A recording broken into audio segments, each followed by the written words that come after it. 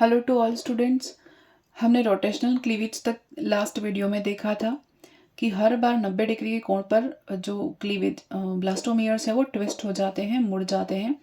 इसलिए इस तरह का जो क्लीवेज है वो रोटेशनल क्लीवेज कहा जाता है। दक्षिणावर्त हम कहते हैं इसको, या घूर्णावर्त बोलते हैं। The cleavage plane is one of two blastomere is rotated to 90 degree with respect to polar axis. यानी पोलर एक्सिस के 90 डिग्री पर हर बार ये ट्विस्ट हो जाते हैं। एग्जाम्पल है मेमल्स और निमेटोड्स। अब हम देखते हैं मेरोब्लास्टिक क्लीवेज। मेरोब्लास्टिक क्लीवेज जो कि पैटर्न्स थे क्लीवेज के, उसका सेकेंड टाइप है। सबसे पहले अपने टाइप में देखा था होलोब्लास्टिक, सेकेंड टाइप अपन देखते हैं मेरोब्लास्टिक क्लीवेज। मेरोब्लास्टिक क्लीवेज क्या होता है? ऐसे एक जिनमें पीतक की मात्रा बहुत ज़्यादा होती है, जिनमें यौक की मात्रा बहुत ज़्यादा होती है, उनमें जो क्लीवेज है वो कंप्लीट नहीं हो पाता और एक डिस्क फॉर्म में ही बन जाता है। क्लीवेज कैसा बनता है? एक डिस्क फॉर्म बनाता है। इसलिए इसको हम इनकम्प्लीट क्लीवेज कहते हैं, या मीरोब्लास्टिक कहते हैं, या डिस्कॉइडल क्लीवेज कहते हैं। और ये किन अंडों में होता है? जिनमें पीतक की मात्रा ज़्यादा है, यानी मेगालेसिथल एग, या मैक्रोलेसिथल या पॉलिलेसिथल एग में, और टीलोलेसिथल या गोलार्ध पीतकी अंडों में पाया जाता है। तो ये इसके उदाहरण क्या थे? हमने पिछले वीडियो में देखे थे। जैसे रेप्टाइल्स हैं, बर्ड्स हैं, फिशेस हैं, प्रोटोथेरियंस हैं, इन सब में योग की मात्रा बहुत ज़्यादा होती है, तो इनमें जो युग्मनज है उनमें क्लीवेज है वो कंप्लीट नहीं हो पाएगा। योग क्लीवेज का विरोध करेगा, फरो नहीं बन पाएगी कंप्लीट, एक डिस्क के फॉर्म में फरो बन जाती है। इसलिए इसको क्या कहते हैं? डिस्कॉइडल क्लीवेज भी कहते हैं। उसके बाद हम देखते हैं सुपरफिशियल क्लीवेज। थर्ड टाइप है, टाइप 3 है क्लीवेज का, सुपरफिशियल या सतही विदलन भी कहते हैं इसको, पृष्ठीय विदलन भी कहते हैं हिंदी में। सतही विदलन या पृष्ठीय विदलन ये किसमें पाया जाएगा? इसके एग्जाम्पल देखें तो इंसेक्ट्स हैं, और ऐसे एक जो सेंट्रल एसिथल होते हैं, यानी ऐसे एक जिनमें केंद्र में पीतक की मात्रा बहुत ज़्यादा होती है, उनमें जो क्लीवेज है वो फरो कंप्लीट नहीं बन पाती।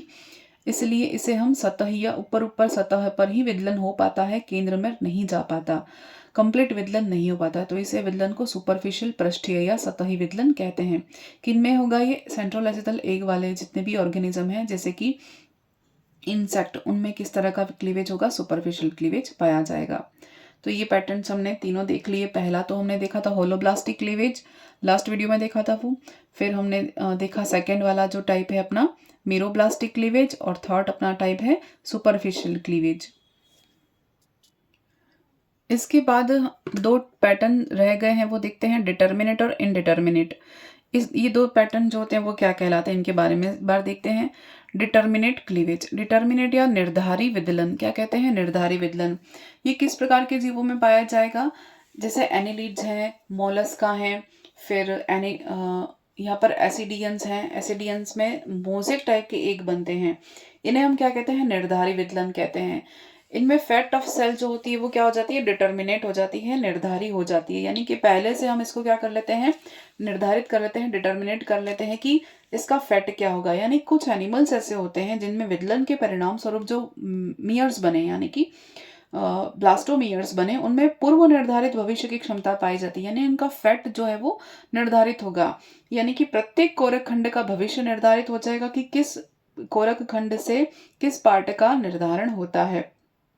अगर उस कोरक खंड को हटा दिया जाए और उस पार्ट से जिस ऑर्गन का फॉर्मेशन होना है वो नहीं बन पाएगा। यानी अगर हमने इस वाले पार्ट से सपोज आई का फॉर्मेशन होना है, तो इस वाले पार्ट को हम ब्लास्टोमियर को रिमूव कर दें एक्सपेरिमेंटली, तो हम इसको, तो ये इस वाले पार्ट से जो आई फॉर्मेशन होनी थी वो आई फॉर्मेशन ना होगी, और इसका लैक रह जाएगा, अभाव रह जाएगा। तो ये क्या कहा जाएगा? इस तरह का विदलन डिटर्मिनेट या निर्धारी विदलन कहा जाएगा। इस प्रकार के विदलन को मोजेक टाइप भी कहते हैं, क्योंकि इसमें मोजेक यानी एक पैटर्न फिक्स होता है, रंगोली की तरह पैटर्न फिक्स होता है, डिजाइन पैटर्न फिक्स होता है ब्लास्टोमियर्स का, कि अगर एक भी पार्ट को रिमूव कर दिया जाए तो वो ऑर्गन का फॉर्मेशन नहीं हो पाएगा। इस तरह का निर्धारण क्या कहा जाता है? विदलन क्या कहा जाता है? निर्धारी विदलन कहा जाता है। दूसरा टाइप अपने पास है इनडिटर्मिनेट क्लीवेज। इनडिटर्मिनेट में क्या होता है? अधिकतर जंतुओं में ब्लास्टोमियर में पूर्व निर्धारण की क्षमता नहीं पाई जाती, यानी पहले से हम नहीं कह सकते कि प्रारंभिक भ्रूणों से अगर किसी खोरक खंड को हटा दिया जाए तो पुनः समायोजित और प्रतिस्थापन के परिणाम स्वरूप परिवर्धित होने वाले एम्ब्रियो में क्या होगा, किसी भी रचना की कमी नहीं रहेगी। यानी कि यहाँ पे जैसे आई की कमी रह गई थी, वैसे यहाँ पर ऐसा ऐसा कुछ नहीं होगा। यहाँ पर पहले से निर्धारित नहीं है कि कौन सा ब्लास्टोमियर किस ऑर्गन का फॉर्मेशन करने वाला है।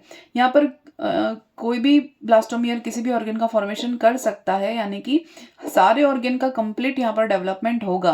किसी पार्ट को हटा देने से यहाँ कोई यहाँ पर प्रभाव नहीं पड़ेगा। तो इस प्रकार के विदलन को अनिर्धारित विदलन या इनडिटर्मिनेट क्लीवेज कहते हैं। और इस प्रकार के विदलन के डेवलपमेंट को हम रेगुलेटिव डेवलपमेंट भी कहते हैं, नियमनकारी डेवलपमेंट भी कहते हैं। यानी कि फिक्स नहीं है ये, अगर एक पार्ट की कमी नहीं हो पाएगी, अगर किसी ब्लास्टोमियर को हटा दिया जाए तो आसपास की सेल क्या करेंगे, इसको इंड्यूस करके हर पार्ट को बनाने के लिए, फॉर्मेशन के लिए हेल्प कर देंगी। तो इस प्रकार के विदलन को हम क्या कहते हैं, इनडिटर्मिनेट विदलन कहते हैं। तो यहाँ पर अपना विदलन का जो पूरा टॉपिक है वो कंप्लीट हो रहा है। सारे के सारे पैटर्न, सारे नियम, सारे यहाँ पर प्लेन्स हमने देख लिए हैं। Thank you.